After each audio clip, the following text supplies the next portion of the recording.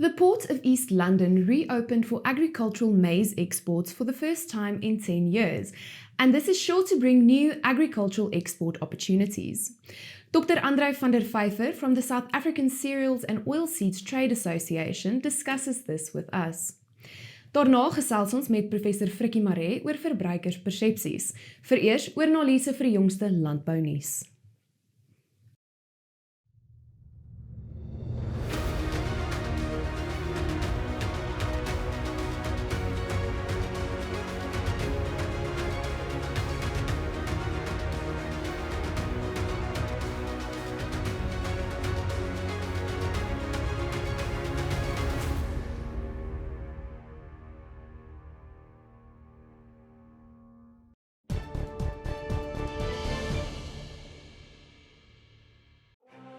Elanco, we are driven by our vision of food and companionship, enriching life. In today's news, the numbers released earlier this week by Statistics South Africa show that in the first quarter of 2022, agriculture's gross value add grew by 0.8% quarter on quarter. According to Wandile Sihlobo of Agbiz, this quarterly growth comes on the back of improved activity in the horticulture industry as well as some field crops such as soybeans and sunflower seeds. While the 2021-2022 agricultural production season started on a downbeat footing with excessive rains damaging some crop and vegetable fields, a breather was experienced since mid-January, which allowed for replanting and recovery in some fields. Die laaste wolveiling van die 2021-22 wolseisoen het pas plaasgevind met 'n groter aanbieding van 10.340 bale. Die nie-RWS-aanwyser het op R164,91 per kilogram gesluit, terwyl die RWS-aanwyser met 1,9% gedaal het om op R180,07 per kilogram te sluit. André Victor van OVK brei nou hieroor uit. Australiese EMI het egter 'n goeie loopie gehad en 1,7% sterker verhandel teenoor die vorige veiling. Die rand het 0,9% sterker verhandel teen die FSA dollar en ook 1,1% gewen teen die euro, ooreenstemmend dieselfde tyd van die vorige veiling. Dit is dan ook grootliks die rede vir die effense terugsak van die Suid-Afrikaanse wolmark. Nou die aanbieding het hoofsaaklik bestaan uit medium lengte wol met 60% wat fyner as 20 mikron getoets het en waarvan 'n groot gedeelte gesertifiseerde wol was. Daar is in totaal 10.340 bale aangebied, waarvan 82,2% verkoop is. Standard Wool SA het op hierdie veiling die grootste hoeveelheid bale gekoop, gevolg deur Modiano SA liewer, Tianyu SA en Lempriere SA. En so sê Heinrich Victor van OVK. En kouer weer en sterk winde is op pad. Volgens onafhanklike weerkundige Johan van den Berg toon voorspellings dat daar vanaf 12 Junie 'n sterk frontale stelsel oor die suidwestelike dele van die land sal inbeweeg. Swaar reën word vir die Wes-Kaap en oor die suidwestelike gedeeltes verwag, veral oor die Swartland. In hierdie stadium is daar voorspellings van ongeveer 50 mm of meer wat vanaf 13 Junie kan voorkom. Daarmee saam word baie sterk winde met snelhede van 60 tot 70 km per uur verwag.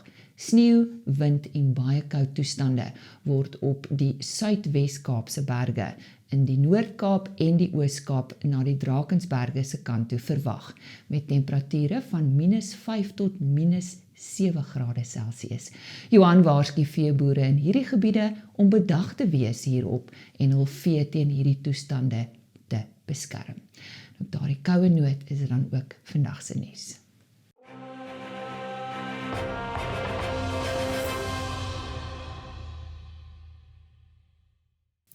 The Port of East London will reopen for agricultural maize exports for the first time in 10 years. Now, the first vessel has arrived in the port, and the last time that maize was exported through East London was in 2012.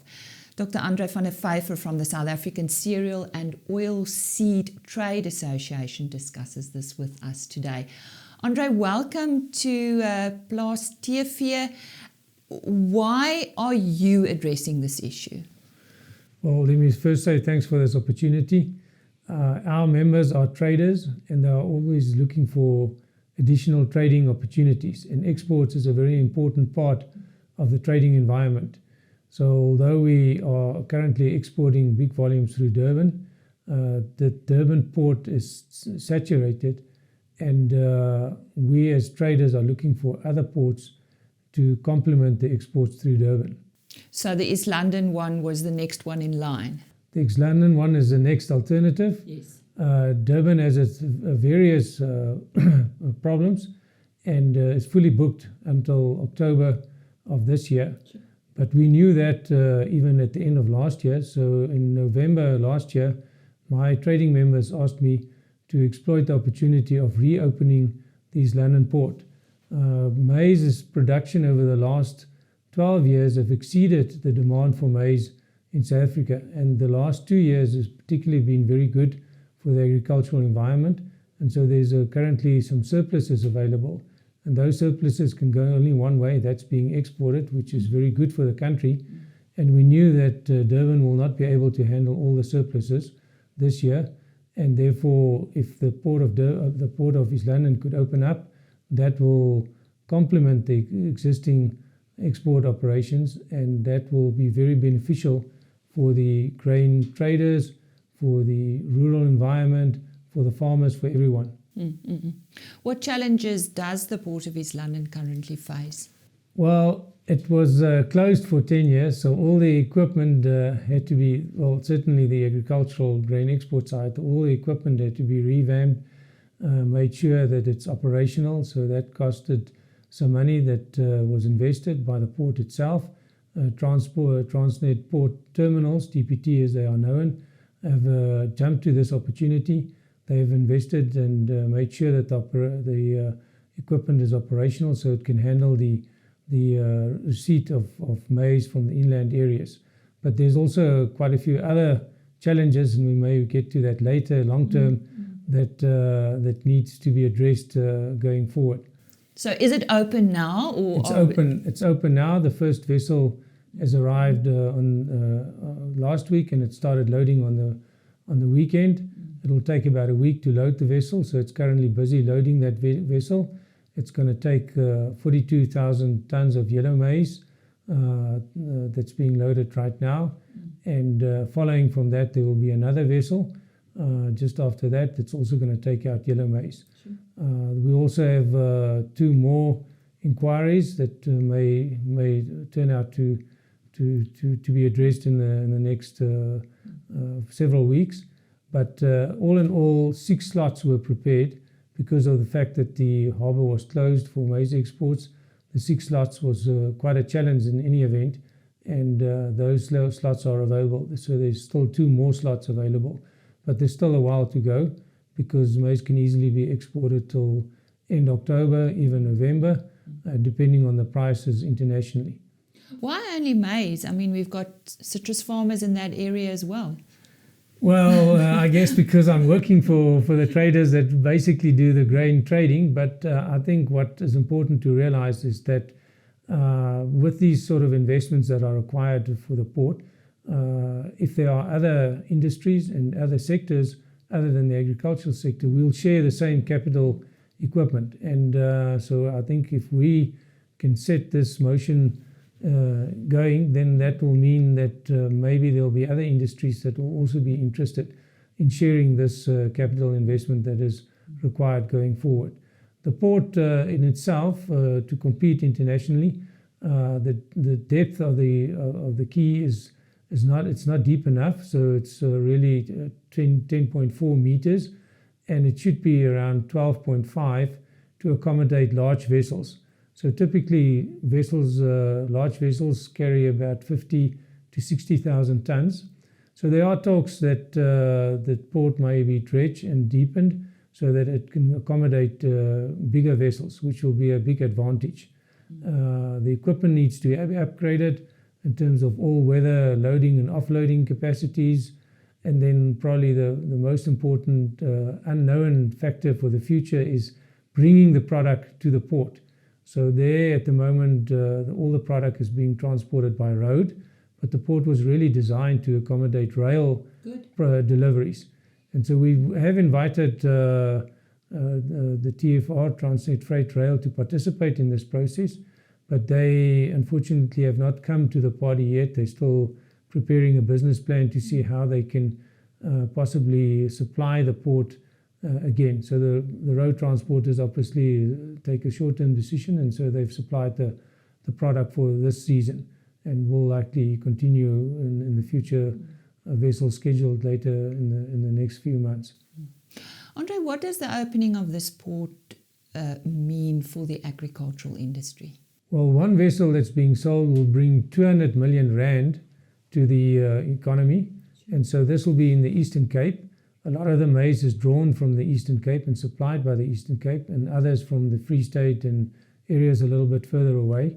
But that's a lot of money in terms of economic development, rural development, opportunities for everyone. There's also a lot of agricultural development programs in the Eastern Cape, and certainly those programs can supply some of the maize as well going forward. So I think it brings a lot of opportunity. That's only the maize itself. It also obviously brings the forex to the country, but then in terms of transport, employment, other skills that are required in the game of exports and in the port, that'll open up some opportunities for that as well. So the future looks good. It looks very good. Good. Andre, thank you very much for joining us today. Thank you for the opportunity. Dr. André van der Vyver talking to us about the reopening of the Port of East London. Indeed, good news for agriculture.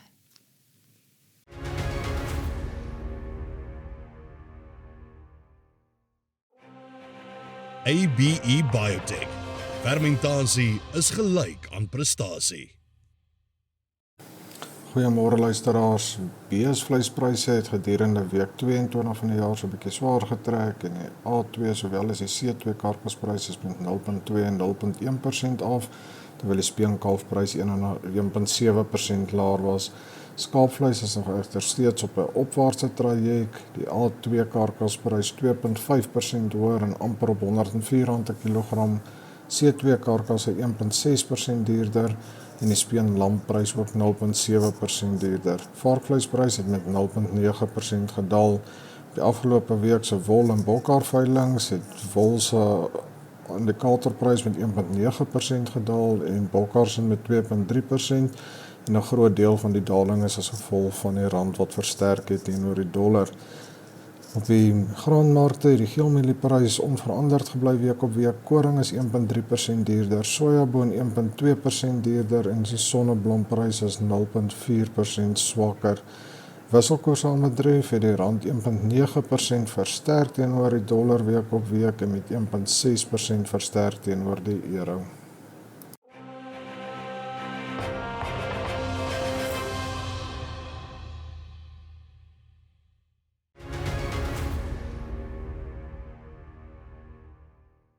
Ons fokus nou op verbruikerspersepsies en gesels met professor Frikkie Maré van die Universiteit van die Vrystaat. Nou met sosiale media beweeg die verbruiker en die produsent al hoe nader aan mekaar.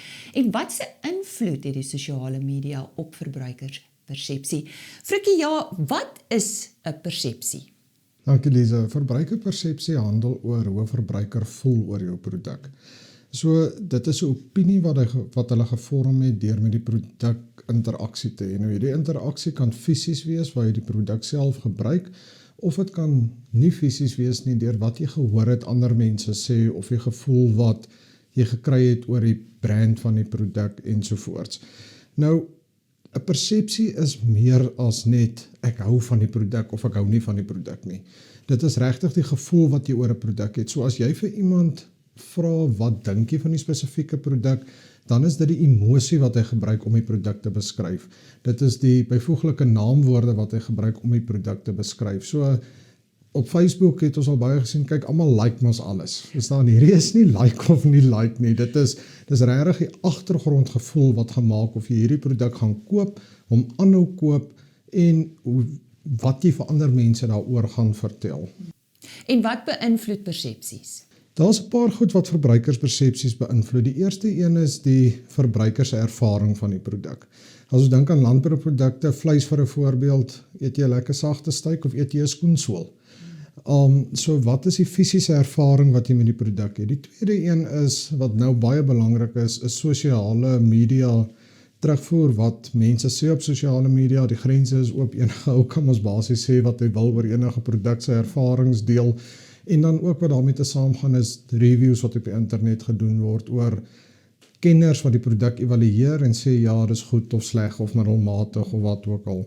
Die derde ding is, wat baie belangrik is nou, is wat hulle in Engels praat oor influencers. Belangrike persone wat hulle gebruik om 'n produk te dryf. En dis hoekom as ons na advertensies kyk, dan is dit gewoonlik sportsterre of bekende akteurs wat 'n sekere produk, ek wil sê bevoordeel of bemark. En vir al die jonger generasie kyk geweldig baie op na hierdie influencers. Vir 'n voorbeeld, as jy dink aan iets soos Meatless Mondays, daar's baie bekende akteurs en sangers in Amerika wat voorstanders is van Meatless Mondays. En as jy 'n 10 of 'n 14-jarige kind is en hierdie is basies jou idol, dan gaan jy mos doen wat hy doen en ook nie vleis eet op 'n maandag nie. Nou die laaste ding is dan brand values of die waarde van 'n sekere handelsmerk. Nou, as jy gaan kyk bietjie na webwerwe van maatskappye, van verskillende handelsmerke van produkte, die verbruiker reg baie waarde aan die waardes van daai maatskappy. Hoe voel hulle oor die omgewing, hoe voel hulle oor die produk, hoe voel hulle oor die samelewing, wat doen hulle vir die samelewing ensovoorts. So, deur die interaksie van daai wat ek nou beskryf het, is fisies en dan nie fisiese interaksie, vorm 'n verbruiker 'n persepsie oor hierdie produk. As ons om 'n braaivleisvuur staan, het dit ook sekere groot invloed op persepsies. Ja, definitief. Veral as jy verskillende mense met verskillende agtergronde om een vuur kry, dan word iemand nogal maklik beïnvloed want hy hoor iets niets oor 'n sekere produk. Hoe kan persepsies verbeter word? Daar's verskillende maniere, Lisa. Ek dink die eerste een is jy moet verstaan wie jou gehoor is. As ons dink aan landbouprodukte en ons dink aan sosiale media en die gebruikers van sosiale media net in Suid-Afrika, is daar 'n groot deel van ons bevolking wat nie die nodige landbou-agtergrondkennis het nie. So, gaan krap bietjie op die internet rond en soek na koei-eiers en dan gaan jy sien, jy kry mooi Fries koei-eiers en Jersey koei-eiers en amandels wat gemelk word vir hulle melk ensovoorts. En party van die verbruikers se kommentaar op hierdie video's is ongelooflik, want jy kan sien hulle glo dit. So, verstaan eerstens dat jy baie keer met 'n onkundige verbruiker werk. Die tweede ding is, hoe reageer jy op terugvoer van die verbruiker of op vrae? 'n Rukkie terug op sosiale media het 'n jong dame gevra, maar as jy die skape klaar geskeer het, kry jy nie koud nie. Dit was op 'n landbou sosiale platform gewees en die terugvoer wat daar was ongelooflik, van landbouprodusente wat gesê het, nee, ons trek vir hulle jassies aan, ons hou hulle binneshuis, daar's kaggeltjies wat brand, En wat gebeur is, jy skep 'n persepsie in hierdie persoon se kop, dat as 'n skapie klaar geskeer is, kry jy 'n jassie. Nou ry ons deur die Karoo en hier staan skapies langs die pad wat nie geskeer is en hulle het nie jassies aan nie. En wat is dit dan? Dieremishandeling. So wat is die terugvoer wat jy vir 'n verbruiker gee as produsent? Beantwoord die vraag eerlik en reguit. Die derde ding is, tree altyd in die verbruiker se beste belang op. As produsente is ons baie lief daarvoor om op sosiale media te kla oor die prys wat ons kry vir 'n produk of vir ons kommoditeit. Maar ons moet onthou dat daar 'n groot gaping tussen ons kommoditeit en die verbruiker se prys op die einde van die dag is. En as ons vir hom gaan, of op sosiale media gaan sê, dit is nie regverdig, laat ek 80 kg rand 'n kilogram vir my karkas kry, maar die verbruiker betaal R200 'n kilogram vir chops nie, dan sê ek eintlik vir die verbruiker, moet asseblief nie verder vleis koop nie, want jy moet R80 betaal en nie 200 nie. En skielik soek die verbruiker vleis vir R80 wat hy nooit gaan kry nie. So dink aan wat jou kommentaar se invloed op die verbruiker is. Tree jy in die verbruiker se beste belang op as jy sekere goed doen. En dan die laaste ding is, ons gaan moet begin mik vir in Engels consistency of dieselfde tipe produk die altyd lewer. Ons weet dat ons, as ons net dink aan die vleismark waar ons klassifikasiestelsel gebruik, Klassifikasiestelsel kan byvoorbeeld nie die sagtheid van vleis waarborg nie. So ek kan vandag 'n sagte steak by 'n sekere slaghuis koop, môre weer, oor 'n week weer, maar 2 weke van nou af koop ek weer 'n A2 gegradeerde steak en hy's taai. Want hy's nie gegradeer, hy's net geklassifiseer. En dan skrik ek dadelik 'n verbruiker af en hy gaan volgende keer iets anders probeer. Want hierdie kwaliteit kan nie gewaarborg word nie. So ons gaan moet begin kyk om kwaliteit van produkte te verseker om sodoende verbruikers te hou en hulle nie af te skrik van ons produkte nie. Nou ja, dit was dan meer oor persepsies en die sosiale media invloed wat persepsies het op die verbruiker en die produsent, wat natuurlik tot gevolg het dat persepsies al hoe nader aan mekaar beweeg. Ons het vanoggend gesels met professor Frikkie Maré van die Universiteit van die Vrystaat.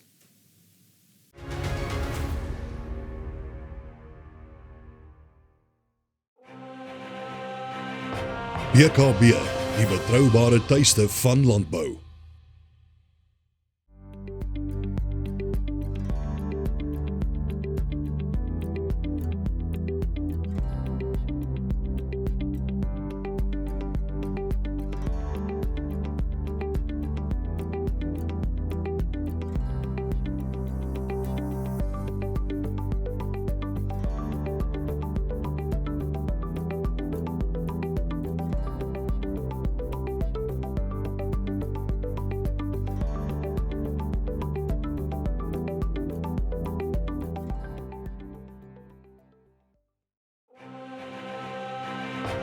BKB, the trusted home of agriculture.